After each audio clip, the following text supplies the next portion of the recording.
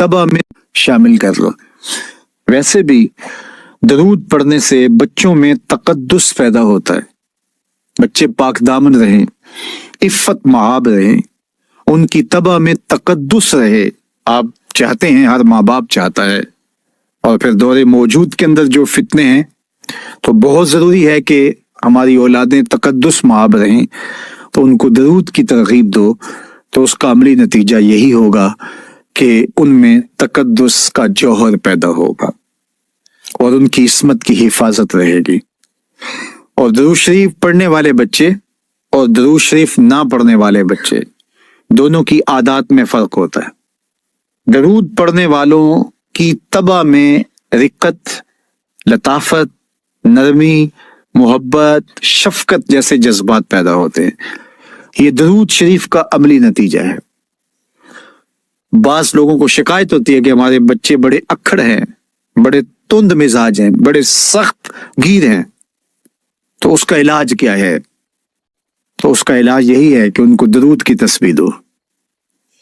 दरूद अक्कड़ तोड़ देता है, तबीयत की तुंदी निकाल देता है, तबाए की तलखियां खत्म कर देता है, मोहम्मद अरबी के नाम की मिठास पैदा कर देता है। हुजूर का नाम शहद से मीठा है, दिल आवेज है। खंड में उतनी मिठास नहीं है, शक्कर और गुड़ में उतनी मिठास नहीं है, शहद में उतनी मिठास नहीं है, कंद और नबात में उतनी मिठास नहीं है जितनी नाम मोहम्मद में रखी गई। उनका नाम लबों पर आए, मीठा मीठा मुंह हो जाए। उनके बोल बहारों जैसे और असहाब सितारों जैसे।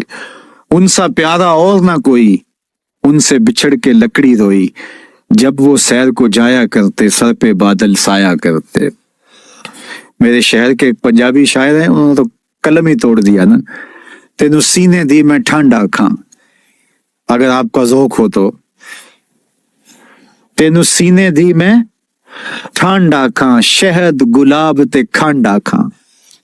तेनू नबियां दा मैं लाड़ा आखा, तेरे हिजर दे विच मैं हाड़ा आखा। तो उनका नाम ही मीठा है, दिल आवेज है। तो दरूद गुस्सा खत्म करता है, तबीयत की तलखी और तुंदी मिटा देता है, अक्खड़पन खत्म करता है।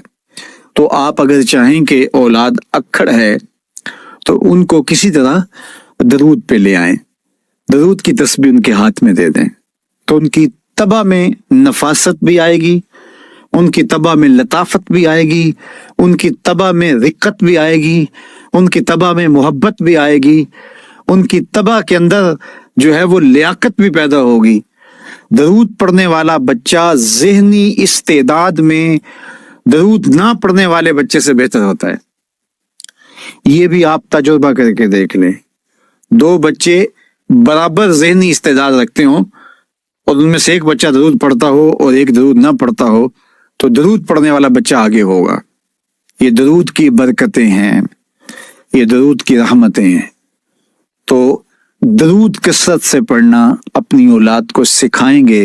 हफ्ता रोज़ा आप महफिल का घर में इनेकाद कर लीजिए और उसमें सिर्फ दरूशी पढ़ लीजिए, तो इंशाअल्लाह उससे आप देखेंगे कि औलाद को उसका फर्क पड़ता है। ये तरबियत का एक आसान नुस्खा है और ये वो वजीफा है जिससे थकन नहीं होती।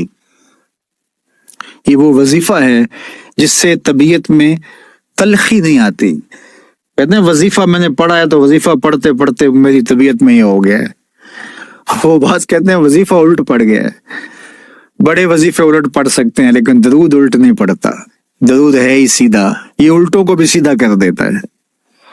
तो दरूद पढ़ें और ये मुंह भी मीठा रखेगा, ये दिल भी ठंडा रखेगा, ये दुनिया भी ठंडी रखेगा और आखिरत भी ठंडी कर देगा। दरूद चिराग भी है, दरूद कस्तूरी भी है, खुशबू भी है, महक भी है, शहद भी है, गुलाब भी है, खंड भी है और सीने की ठंड भी है।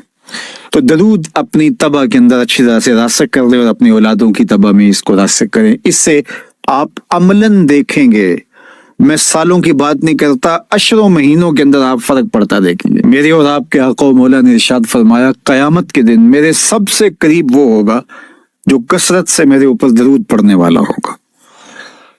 तो ये हुजूर की قربت کا ضامن ہے درود۔ تو اس لیے اپنی اولاد کو حضور علیہ السلام پر درود پڑھنے کی ترغیب دو۔ بچپن میں ہی اپنے گھر کے اندر مجالس سے درود قائم کرو۔ روزانہ کی بنیاد پہ ہو تو بہت اچھا، نہیں تو ہر 8 دن کے بعد ایک دن ضرور متعین کر لیا